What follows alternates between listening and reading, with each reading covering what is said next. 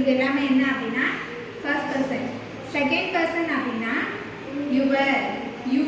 யூனா யாரை குறிக்கும்? நீ, நீங்கள், அது குறிக்குதா? அப்படின்னா யாரு? Second person. தேர்ட் பர்சன் அப்படின்னா